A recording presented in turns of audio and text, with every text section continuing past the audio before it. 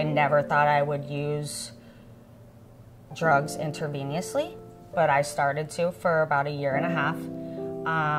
And in that year and a half, I received flesh-eating bacteria, which that is the result of my arm. My name is Elizabeth Torretti. Hear my story. Well, I was born with addiction in my family. Both of my parents were alcoholics. So without even me having a say in addiction, I was already a part of it. I have fond childhood memories of Pop Warner cheerleading. My parents my brother and sister, we were all very active in that.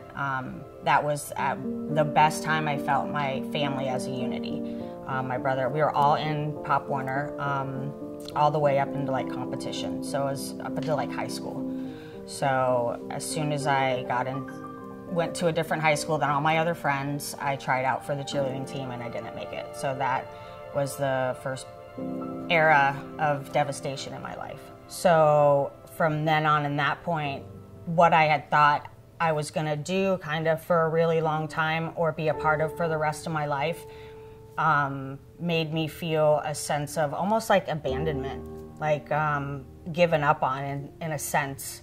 And then like that gut feeling of, why am I not good enough? So from then on was where I started to experience, at 14, and drugs and running around the streets. I moved out of my house when I was 14 with my best friend, so I had to grow up quickly. And you know, we just hung out. We didn't really go anywhere, doing the beach. I mean, that was like the thing, you know. And then started skipping school, dropped out in 9th grade, and just started hanging out with my friends and drinking and smoking. And then after that, I would start doing like pain pills. And that was my vice. Like that was, opiates were where it was at, is what I thought. When I realized, like in West Palm, I wasn't going anywhere. I would work and then go out till 4 in the morning, and it was a repetitive pattern. Just the drug scene got a lot harder and deeper, and different heavier pills came around, and the stress of wanting to be you know, a good wife, because at this point in time I'd get married and, you know, had 2 kids. So here I go from my parents enabling me to now my husband being a part of my addiction and enabling me even more. So this happened for 11 years.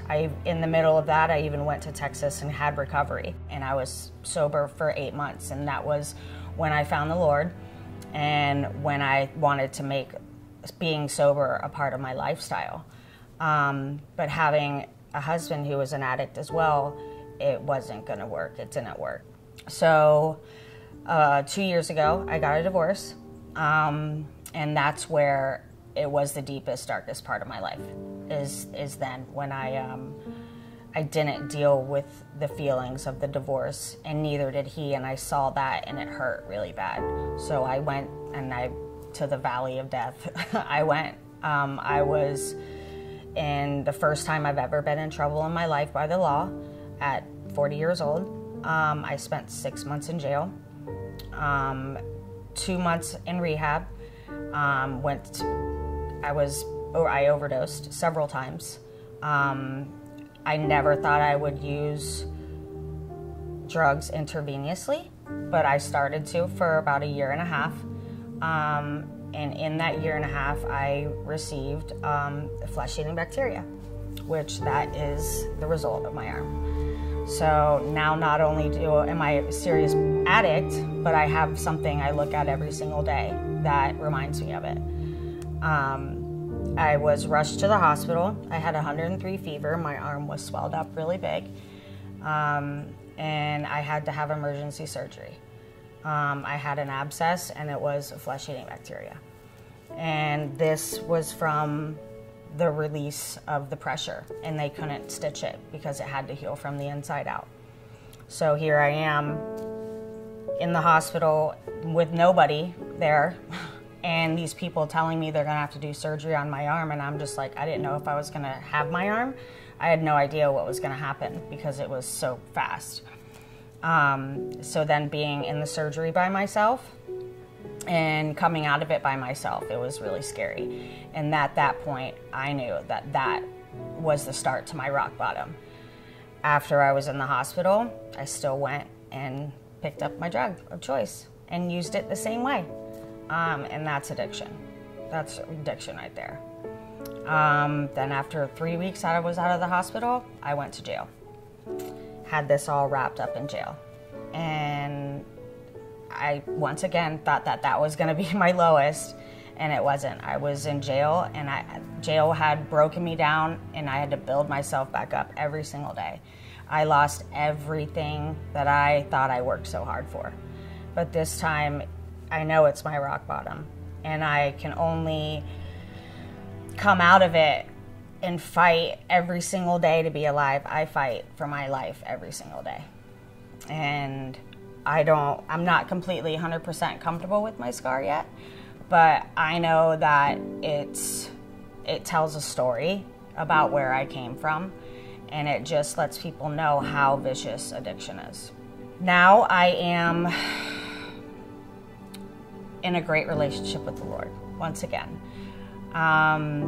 I have found hope in Freedom House because these women here help build you back up, even when you don't think that you're able to be built back up. They're right there as your cheerleader, standing beside you, and you for them, you know, and working the steps, having a sponsor, going to meetings. Like, you have to fight for your life if that's what you want. If you want your life, you have to fight for it.